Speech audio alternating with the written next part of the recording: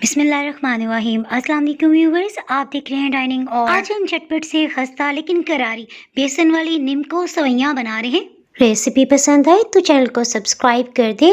Bell icon को all पे कर देने से आपको वीडियो का नोटिफिकेशन सबसे पहले फ्री में मिल जाएगा। बिस्मिल्लाहिर्रहमानिर्रहीम जी, रेसिपी को शुरू करते हैं। 2 कप भर के बेसन लिया है। आपके अंदाजे के लिए इसे चम्मच में भी बता देती हूँ। अगर चम्मच भर के लिया जाए तो 16 खाने वाले चम्मच इस तरह से बनते हैं। 2 खाने वाले चम्मच भर के घी डाल रहे हैं। अगर आपके पास घी नहीं है, ऑयल डालना चाहते हैं तो 3 चम्मच शामिल कर लीजिएगा। नमक आधी चाय की चम्मच, इसे इस तरह से नहीं डालेंगे बल्कि 1/4 कप पानी शामिल करते हुए मिक्सअप कर लेते हैं। बेकिंग पाउडर 1/4 टीस्पून यानी 1/4 चम्मच, इससे सेवइयां खस्ता बनेगी। लाल मिर्च पाउडर आधी चाय की चम्मच और गरम मसाला ये आधी चाय की चम्मच से थोड़ा कम है। खुश इंग्रेडिएंट्स को पहले अच्छी तरह से मिक्सअप कर लेते हैं। आप चाहें तो हाथों से घी को अच्छी तरह से मसलते हुए बेसन में शामिल कर सकते हैं। पानी 300 ml लिया है, ये रूम टेम्परेचर पे है। पहले थोड़ा सा पानी डालते हैं, साथ ही नमक मिले पानी को भी इसी स्टेज पे शामिल कर देते हैं। अब एक दफा अच्छी तरह से मिक्स कर लेते हैं। इससे हमें अंदाजा होगा कि इसमें मजीद पानी कितने मिकदार में शामिल करना चाहिए। अगर आपने एकदम से पानी डाल दिया तो मे भी ये ढीला ना हो जाए, सो एहतियात जरूरी है। जिस तरह रोटी के लिए आटा गूंथते हैं ना, उस तरह से इसे मिक्स नहीं करना। देखें डो मिक्स करते हुए इस फॉर्म में आ गई है।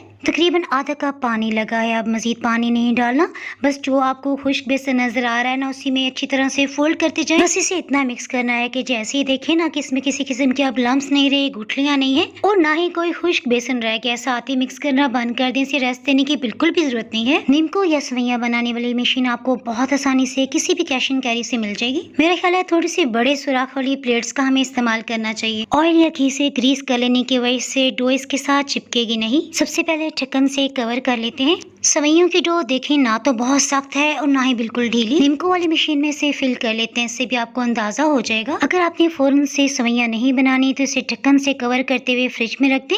4 से 5 घंटे या फिर 24 घंटे के बाद भी बना सकते हैं। इससे बेसन की डो की ऊपर की सतह सख्त नहीं होगी। इस मशीन के बाहर भी आप निम्को सेवइयां बना सकते हैं। इंशाल्लाह जल्दी वो रेसिपी भी मैं अपलोड कर दूंगी।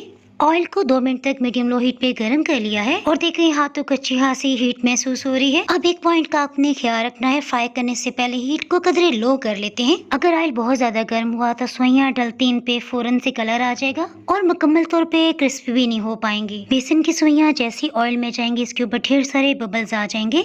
तकरीबन 2 मिनट तक आपने इसे बिल्कुल भी टर्न नहीं करना, यानी उल्टाना पलटाना नहीं है। कुछ ही देर में आप देखेंगे कि बबल्स में एक वाजिया कमी आ गई है। तकरीबन 3 मिनट्स के अंदर अंदर सेवइयां ऊपर की सतह पे आ गई हैं और सेवइयों की शेप में भी मजबूती आ गई है। सो अब आसानी से आप इसे टर्न कर सकते हैं। अब 30 सेकंड के बाद इसे लाजमी उल्टा पलटा लेंगे ताकि इस पे यकसा सुनहरी रंगत आए। सेवइयों को फ्राई होने में 5 मिनट्स का टाइम लगा है। इन पे अच्छी सुनहरी रंगत आते हीट को बिल्कुल लो करते हुए इन्हें निकाल लेते हैं। सेवइयों को स्टेनर पे लगा लेने की वजह से जो भी इसमें एक्स्ट्रा ऑयल होगा ना, वो निकल जाएगा। बेसन की सेवइयां निकालते हुए हीट को बिल्कुल लो कर दिया था ताकि जब हम नेक्स्ट बैच फिर डालें ना तो ऑयल का टेम्परेचर ज्यादा हाई ना हो। ये इतनी परफेक्ट रेसिपी है कि पहली बार भी आप बनाएंगे तो इंशाल्लाह बेस्ट बनेगी। रेसिपी पसंद आए तो वीडियो को लाइक कर दें। बेकिंग पाउडर और घी की वजह से ये सेवइयां बहुत जबरदस्त बनी। इसका सॉफ्ट क्रिस्पीपन आपको महसूस हो रहा होगा।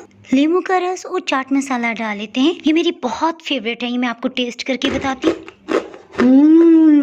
अल्हम्दुलिल्लाह। मज़ीद बहुत सी मज़ेदार रेसिपीज देखने के लिए डाइनिंग आर को आप फेसबुक, यूट्यूब और इंस्टाग्राम पे फॉलो कर सकते हैं। तो हमें याद रखें, फिर मिलेंगे मज़ेदार सी रेसिपी के साथ। उस वक्त तक अल्लाह हाफिज।